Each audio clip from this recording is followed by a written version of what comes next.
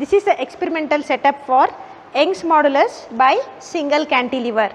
The aim of the experiment is to determine the Young's modulus of given material using single cantilever method. The apparatus that are used in the experiment are, this is aluminum beam, these are the slotted weights, then travelling microscope. Experiment, we are going to calculate the Young's modulus of the given material using single cantilever method. What is Young's modulus? It is a measure of stiffness of this material being used. What is this? It is called as single cantilever.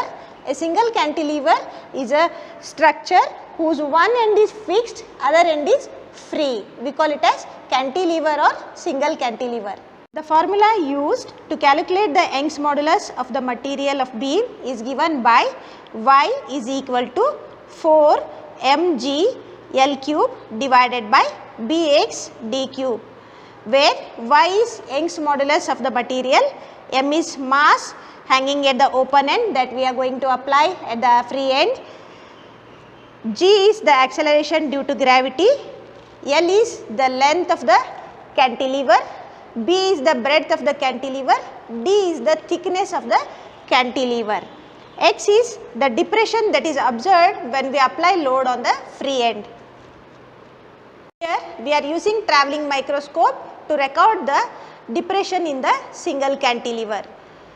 So, any instrument has its least count, that is the smallest reading that you can measure on the instrument.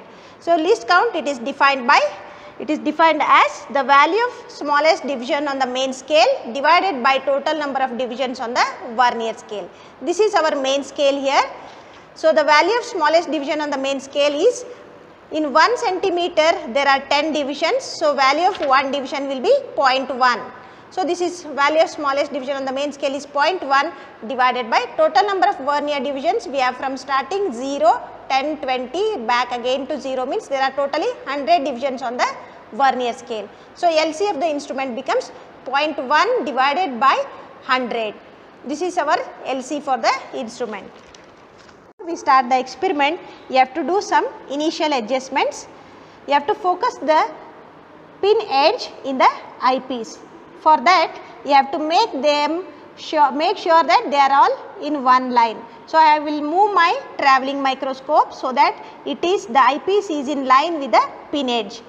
Though they are in line, maybe there is small difference in the height. So, I can even adjust the height using the knob here, loosen this knob so that you can lift this eyepiece. Slowly you lift it looking into the eyepiece.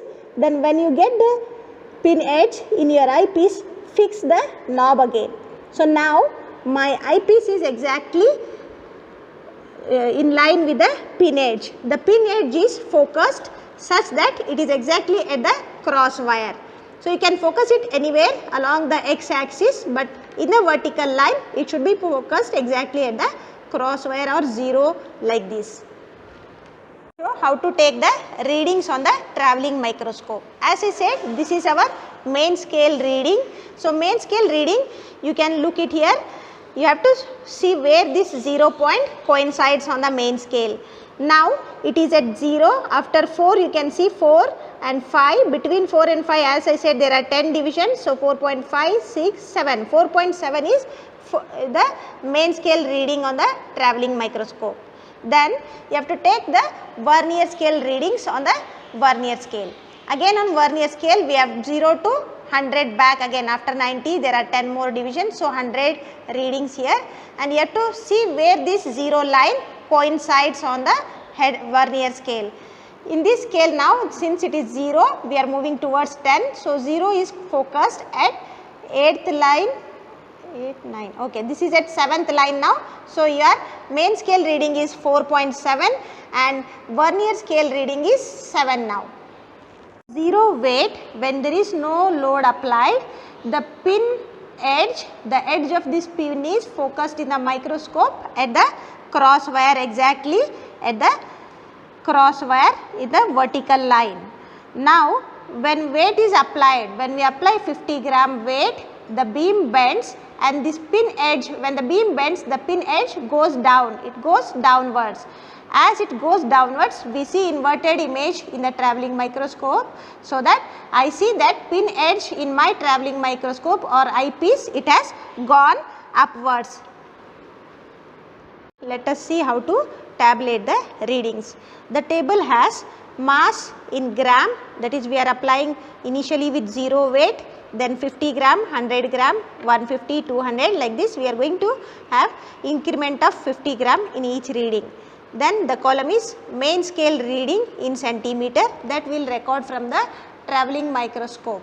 Then we have vernier scale reading, again from the travelling microscope we will write the vernier scale reading for 0 mass, 50 gram, like that. Then depression is the total reading that is given by main scale reading plus vernier scale reading into LC of the experiment you have to do, then you add it to main scale reading, then you will get the total reading or the depression for the weight. So we will go on taking the readings for different weights up to 350 gram. This is my setup for 0 weight. The pin edge is exactly at the cross wire and the reading will note down in the tabular column. The main scale reading now from the main scale reading from the travelling microscope is 4.8 and the vernier scale division, the 0 line is coinciding at number 7. Now I will add 50 gram weight on the cantilever. When I add weight, the beam bends. If the beam bends, the pin edge also goes down, but we see inverted image in the eyepiece, so that the pin edge will be lifted up in the vertically upside in the eyepiece. After adding 50 gram weight, you have seen the pin edge has gone upwards, vertically upwards. Now I have to move the knob, move this knob looking into the eyepiece and get back the pin edge at once again at the same position, that is 0, 0 in the axis. Once you rotate the knob to reach back to the original position, then you have to record the reading for 50 gram weight. Now the reading for 50 gram weight is 4.7 in the main scale reading and 83 in the vernier scale reading. Now we will add next weight, we will add another 50 gram, so that the weight applied now is 100 gram and the beam bends once again due to the weight applied. Now after application of 100 gram weight, the beam has bent again, the pin edge will go down in the beam, so that you will see inverted image, the pointer will be upwards in the eyepiece. Now once again you will move the knob, so that looking into the eyepiece you have to rotate this and you will have to come back to the cross wire again. So like this we will record the readings each time, initially with 0 weight, then 50 gram, 100 gram, 150, 200, 250, 300 and 350. With increment of 50 gram, you will record the readings of main scale reading and vernier scale reading. Every time once you apply the load, you will have to rotate the knob on the travelling microscope and come back to the initial position in the travelling microscope. This is our initial position. Once you apply 50 gram weight, the pin edge will go up, then you have to travel this distance back to initial position, then apply 100 gram, the pin edge will go to vertical upwards, then you have to move back to the original position, that is your second reading. Then 150 gram when you apply, the pin edge will go like this, you have to move back using the knob again, that is your third reading. Then apply 200 gram, the pin will move once again vertically upwards, you will use the knob to come back to original position, then you will get your fourth reading. Similarly, you will record the remaining readings and tabulate them in the tabular column. Now I have taken all the readings for different masses separately and tabulated in the tabular column. These are my readings for 0 weight, MSR and my vernier scale reading. Then for 50 gram, my readings from the travelling microscope, then 100 gram readings 150, 200, 250, 300 and 350. So for every increment in 50 gram weight, I have recorded the main scale reading and the vernier scale reading in the travelling microscope and tabulated them. Now I have to calculate the depression X, that is how much the beam bends when this weight was applied. So initially we have not applied any weight, the beam as such was plane. So, my travelling microscope reading was MSR 5.8, substitute here, then multiply VSR and LC, then you have to add it to main scale reading and write the depression. This is my 0 reading. Then you have to apply 50 gram, then record the readings. Now the depression is, main scale reading is 5.6 plus multiply 22 into least count, then add it to main scale and write the reading. So every time you record the reading, you have to calculate the depression. Once you record the depressions, then plot the graph of mass along x axis and depression along y axis. Mass is in gram and the depression is in centimeter. My graph will be a straight line graph with negative slope. That is, there is depression means decrease in the beam bending there, so it is negative slope. Then calculate the slope. Slope is given by your y axis divided by x axis. So this is my y axis, you have to take the reading here, then take the reading at this point, then subtract these 2 points, you will get x in the slope, then m is subtract this mass with the mass at this end, you will get the mass. So calculate the slope. Once you get the slope, it is x by m, it is in, x is in centimeter and mass in gram.